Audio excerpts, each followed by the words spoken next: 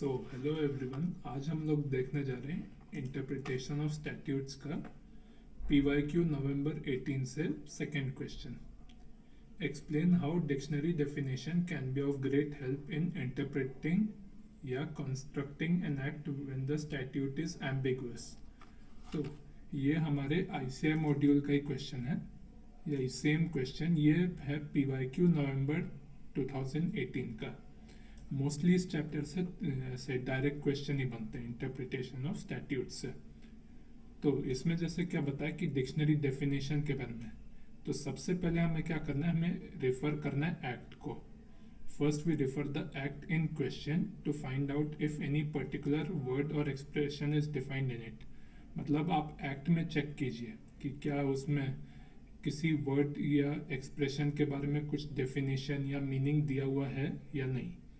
मतलब क्या वो वर्ड एम्बिगुअस है या नहीं है। अगर एम्बिगुअस नहीं रहेगा तो इंटरप्रिटेशन करने की ज़रूरत ही नहीं रहेगी।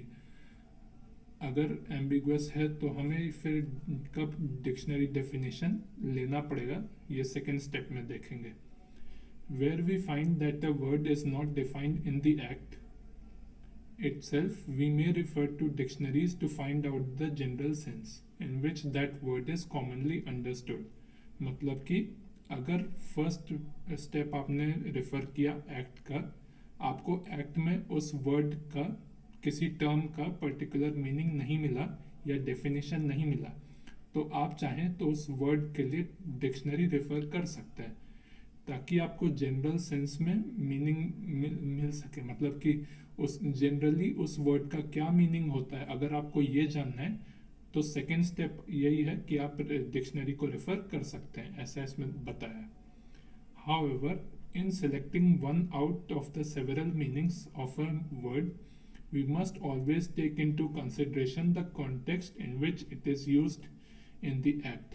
मतलब कि अब जैसे सेकेंड स्टेप पे आप पहुंच गए, आपने डिक्शनरी पे किसी वर्ड का मीनिंग देखा या डेफिनेशन देखा।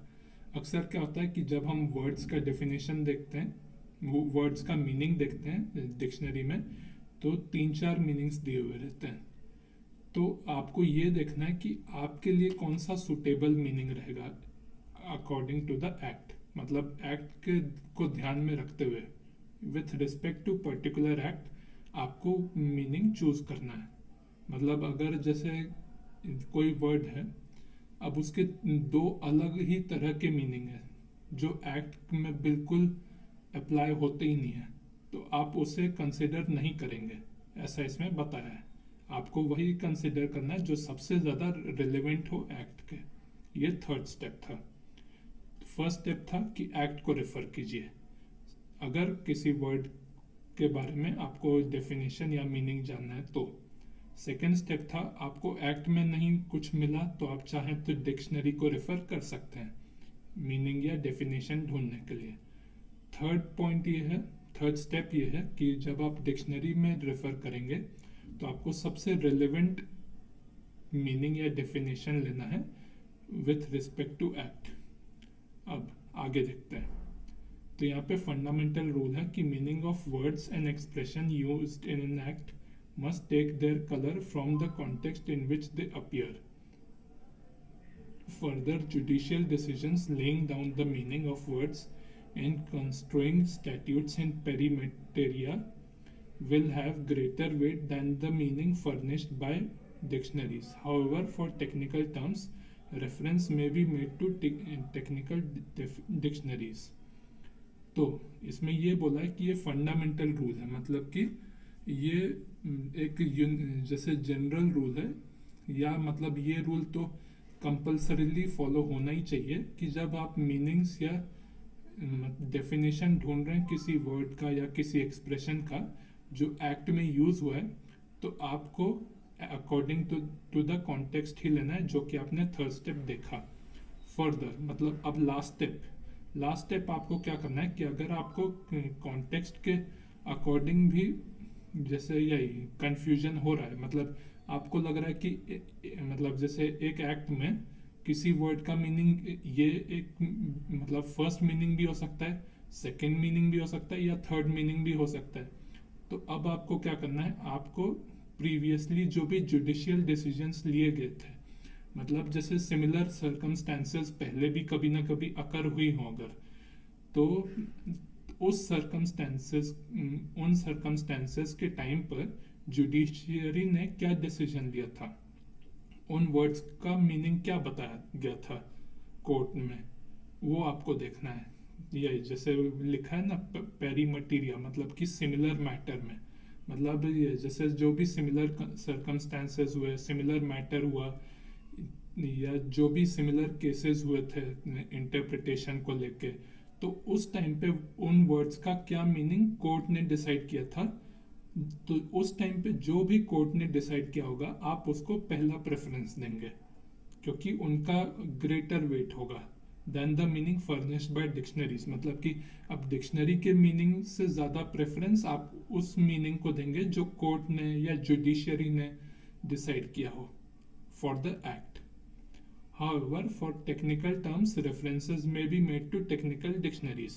मतलब कि अगर कोई टेक्निकल या लीगल टर्म्स हैं एक पर्टिकुलर एक्ट में, तो उसके लिए आपको टेक्निकल डिक्शनरीज, मतलब कि लॉ की कोई पर्टिकुलर डिक्शनरी रेफर करनी चाहिए। तो अब मतलब यही एक मैंने आपके लिए समरी बनाई हुई है, तो ये समरी को भी चेक कर लेते हैं। डिक्शनरी डेफिनेशन, पहला कि आप एक्ट को रेफर कीजिए, स्टेप 1 था। स्टेप 2, वर्ड अगर एक्सप्लेन नहीं किया है तो डिक्शनरी रेफर कीजिए, ताकि आपको जनरल सेंस में पता चल सके, मतलब कि जनरली उस वर्ड का क्या मीनिंग होता है ये आपको पता करना है, तो आपको डिक्शनरी रेफर करना चाहिए उस केस में, अगर आपको एक्ट में किसी वर्ड का डेफिनेशन या मीनिंग नहीं मिला तो। स्टेप 3, कंसिडर द कॉन्टेक्स्ट, मतलब कि यही जैसे आप किस एक्ट को पढ़ रहे हैं उसको ध्यान में रखते हुए ही आप किसी वर्ड का मीनिंग या डेफिनेशन निकालना। To decide which meaning is to be used, ये बताता है कि कौन सा मीनिंग लेना सही है। स्टेप 4, कंसिडर जुडिशियल डिसीजंस, क्योंकि उन जुडिशियल डिसीजंस में ग्रेटर वेट होगा than meaning furnished in the dictionary. मतलब कि ये जो वर्ड का मीनिंग जुडिशियल डिसीजंस ने लिया, मतलब जुडिशियरी ने जो डिसाइड किया है कि इस वर्ड को इस एक्ट में इसी तरह से यूज करना है, मतलब जैसे मे हो गया या शैल हो गया, तो कब वो मे मैंडेटरी प्रोविजन होता है, कब वो डायरेक्टरी प्रोविजन होता है, इस तरह के फॉर एग्जांपल मैंने बताया। तो जब भी ऐसे सिमिलर केसेस हुए या सिमिलर मैटर, सिमिलर सर्कमस्टेंसेस, मतलब ये पेरी मटीरिया के केस में जुडिशियरी ने जो मीनिंग दिया था वो आप मतलब आप उसको पहला प्रेफरेंस देंगे, पहली प्रायोरिटी देंगे उसको कंसिडर करने के लिए। और ये इसलिए बोला है कि have greater weight than meaning furnished in the dictionary, कि डिक्शनरी में 3-4 मीनिंग देगा तो फैक्ट्स या एक्सप्लेनेशन के साथ हार्मोनाइज करने वाले जुडिशियल डिसीजंस जो मीनिंग दे वो कंसिडर करना चाहिए। तो यही मतलब मैं मोटा मोटा बताऊं तो क्या क्या करना है। पहले आपको एक्ट रेफर करना है, दूसरा एक्ट में नहीं बताया तो डिक्शनरी रेफर करना है, तीसरा विथ रिस्पेक्ट टू एक्ट किसी वर्ड का मीनिंग आपको निकालना है, और चौथा अगर आपको कॉन्टेक्स्ट में मतलब विथ रिस्पेक्ट टू एक्ट अगर आपने 2-3 मीनिंग निकाल लिए या 3-4 मीनिंग निकाल लिए या बहुत ज़्यादा निकाल लिए, उससे भी ज़्यादा निकाल लिए हैं, तो लास्ट स्टेप आपको क्या करना है, आपको प्रीवियसली जो भी केस लॉज थे या उस टाइम में कोर्ट ने क्या डिसाइड किया था या जुडिशियरी ने क्या डिसाइड किया था उस पर्टिकुलर वर्ड के मीनिंग के बारे में, तो उसके लिए आपको क्या करना चाहिए, आपको उन्हीं मीनिंग को कंसिडर करना चाहिए जो जुडिशियरी ने या कोर्ट ने प्रीवियस केस लॉज में डिसाइड किया था। मतलब आपको डिक्शनरी के मीनिंग को तब इग्नोर करना होगा और कोर्ट ने या जुडिशियरी ने जो मीनिंग डिसाइड किया हो उसको आपको कंसिडर करना होगा। तो आई होप आपको समझ गया होगा। अगर आपको और भी कुछ क्वेरी हो तो आप कमेंट सेक्शन में लिख सकते हैं, और अपने दोस्तों को इस साथ भी शेयर कीजिए, इस वीडियो को लाइक कीजिए अगर आपको पसंद आया हो तो। मैं आगे भी और भी ऐसे वीडियोस बनाते रहूँगा, और मैं चाहूँगा कि हाँ अगर आपको कोई वीडियो चाहिए हो तो मुझे ज़रूर बताएं। फिर मैं उनके हिसाब से देखूंगा, मतलब आप जो वीडियो बताएंगे उस हिसाब से मैं बना दूंगा फिर। Thank you.